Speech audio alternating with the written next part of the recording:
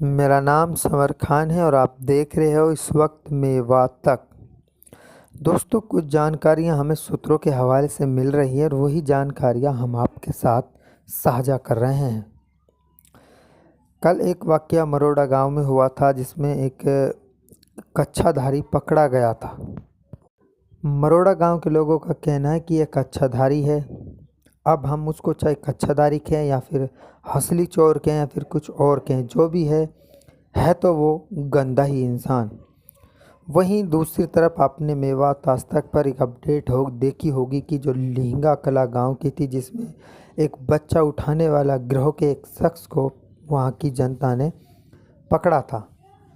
एक दूसरी थी जो गोधोला गांव की थी, जहां एक भिखारी के रूप में मुसलमान नाम बताकर मांग रहा था और जबकि वो एक हिंदू भाई था। तो ऐसे वाक़ये लगातार हो रहे हैं और फ़िलहाल का जो मौसम और जो माहौल है, इसी मौसम में इन्हीं दिनों में कच्छाधारी और हंसली चोरों का जोर रहता है। लगातार हम जिस तरह की ये बातें सुन रहे हैं कि जंगलों में कच्छाधारी आ गए हैं, सूत्रों के हवाले से जो हमें ये जानकारी मिल रही है, उसी को हम आपके साथ साझा कर रहे हैं।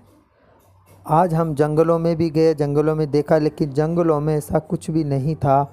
अब आप चाहे इसको अफ़वाह मानो या इसको हकीकत मानो, लेकिन हमारा मानना ये है कि फ़िलहाल कोई कच्छाधारी कुछ भी नहीं है।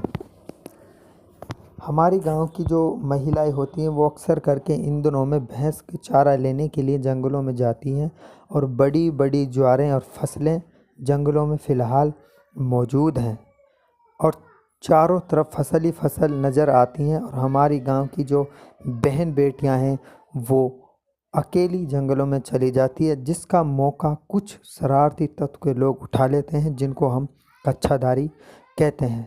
बल्कि वो कोई और नहीं होते बल्कि यहीं आसपास के ही लोग होते हैं।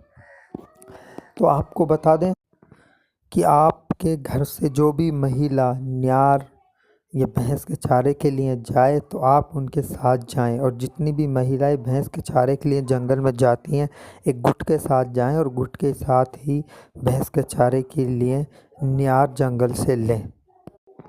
क्योंकि कई बार ऐसा होता है कि महिला अकेली होती है और जो शरारती तत्व के लोग होते हैं, यानी कि कच्छाधारी या उनको हंसली चोर कहें या फिर कुछ और कहें, वो लोग उस चीज़ का मजबूरी का फ़ायदा उठा लेते हैं और महिला के पीछे भागते हैं, जिससे पूरे गांव के जंगल में एक दहशत का माहौल पैदा हो जाता है।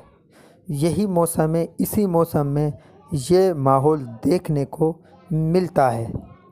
हर गांव के हर एक आदमी से, एक इंसान से मैं अपील करना चाहता हूं कि महिलाएं हैं जो हमारी, वो डरी हुई हैं, सहमी हुई हैं कि हर गांव में अब ये चर्चा चल रही है कि इन दिनों में कच्छाधारी और हंसली चोर अक्सर करके आते हैं जंगलों में। लेकिन हमारी जो गांव की भोली भाली महिला हैं वो अक्सर करके फ़िलहाल डरी और सहमी हुई हैं। इसलिए मैं गांव के उन लोगों से कहना चाहता हूं कि आप सुबह के टाइम जंगलों में अक्सर कर लाठी या डंडा लेकर जंगलों में जाएं, ताकि हमारी जो बहन बेटियां हैं वो जंगल से जाएं और भैंस का चारा लेकर आए और उनके अंदर कोई डर ना हो।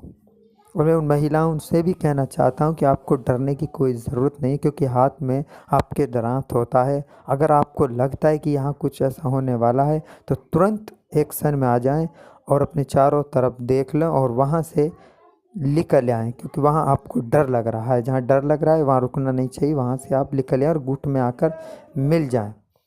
तो गांव के लोगों से मैं अपील करना चाहता हूं कि आप जंगलों में जाएं महिलाओं के साथ, तब तक महिला न्यार लेकर फारिग ना हो जाए, तब तक आप उन्हीं के साथ बैठे रहें या फिर वहाँ निगाह पर बैठे रहें, क्योंकि एक इंसान 10 महिलाओं के लिए आसानी से न्यार करा सकता है। क्योंकि एक इंसान अगर जंगल में है तो 10 महिलाएं निडर होकर वहाँ से भैंस के लिए न्यार कर लेती हैं। तो फिलहाल इतना ही, फिर इसी से हाजिर होंगे ताज़ा अपडेट लेकर। तब तक आप बने रहिए सिर्फ और सिर्फ मेवात तक के साथ।